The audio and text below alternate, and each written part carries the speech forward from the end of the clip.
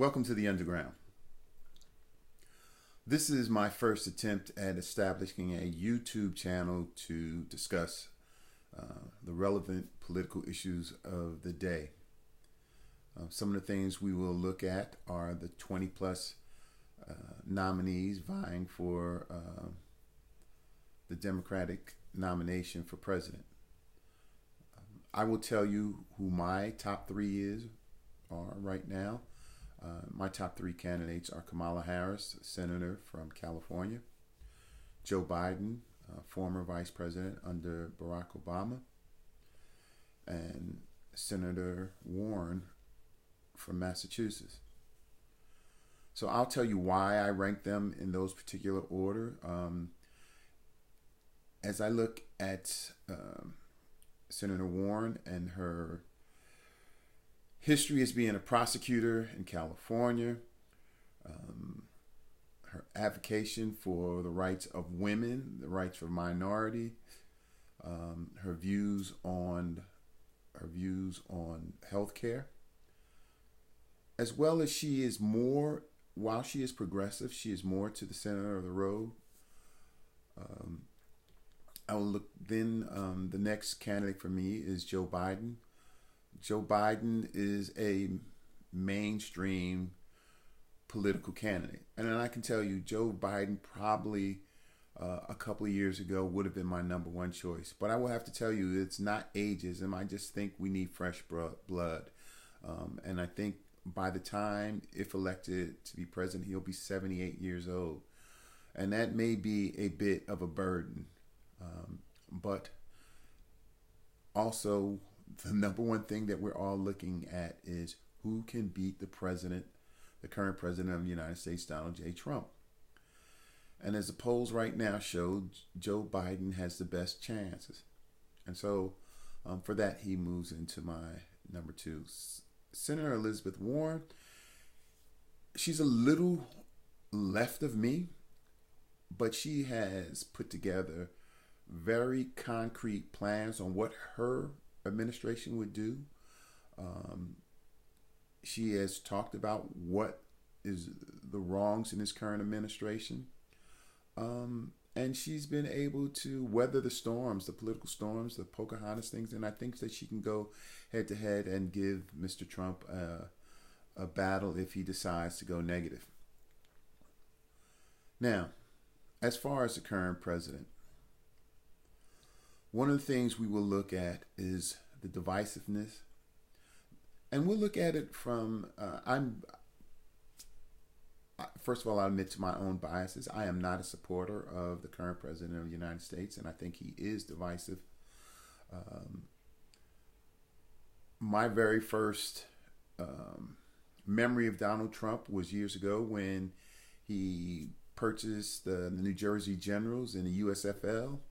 And he took a league that was doing well and ran it out of business, won a lawsuit for $1 and caused the end of that league. He was always somewhere around when you heard about Trump Towers or Trump Casino and things like that.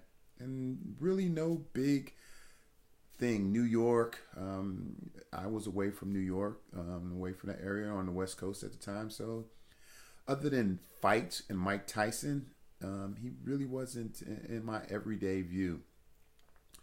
When he started coming into my view, was his fight with Rosie O'Donnell, and I was like, wow, the viciousness of this man and the uncouthness of it all.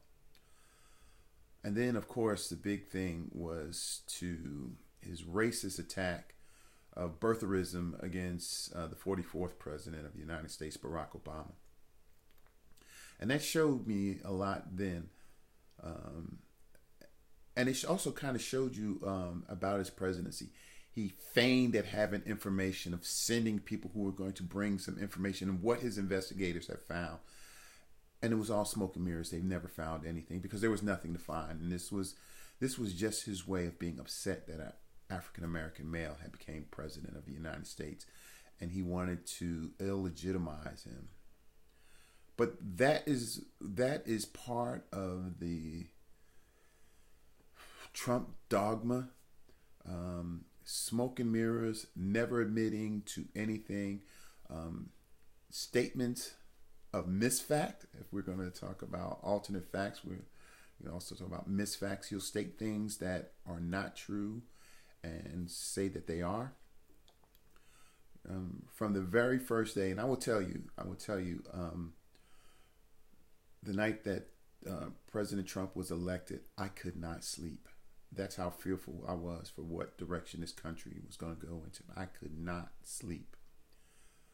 And then I said, okay, when I look at some Supreme Court justices, some of them were not as bad or far better than I thought they would be. When you look at someone like Sandra Day O'Connor, who sided on the left of way more issues than I thought she would. And I never imagined that President Trump would be this burning light that would help us to the next chapter. But I thought maybe he won't be as bad as I thought he was. And then right out the door, we had the first lie about the size of the inauguration. After the inauguration came the Muslim ban. You can call it whatever you want, but it was a ban on Muslims entering this country. After that, it was his assault on our allies in NATO. And we'll go over all of these items. Like I said, this is an introductory into this channel.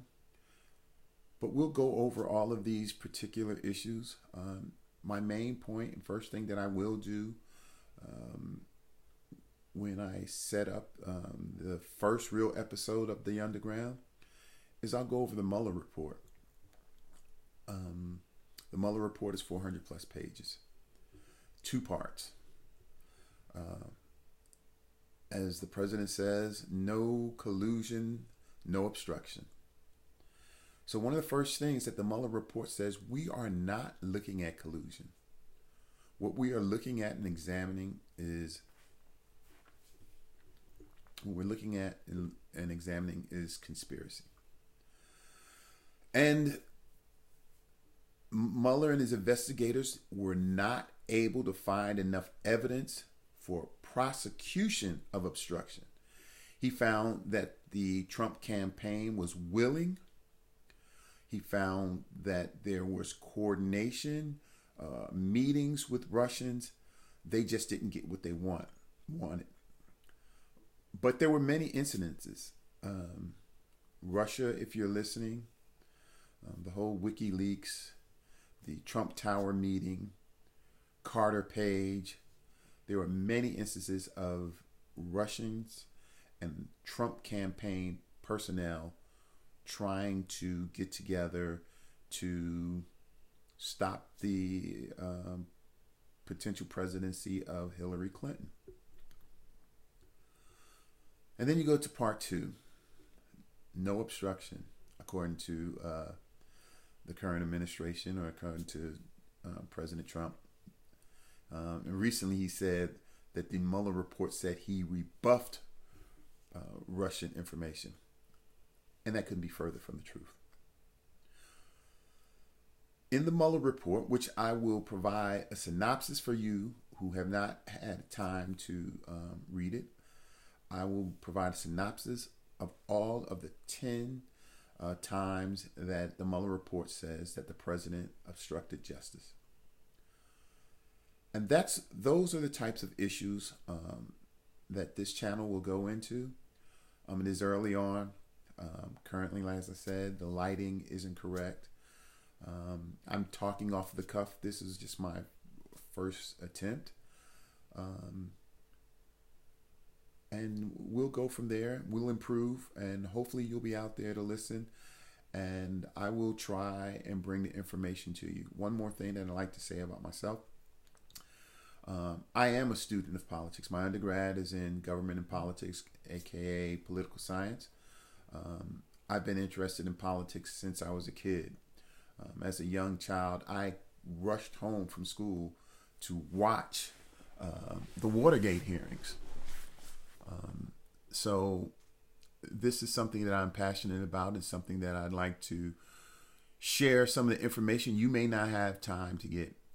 And while, of course, this is going to be, a lot of this stuff is going to be based on my political views or leanings, but I'm going to try and bring you factual information.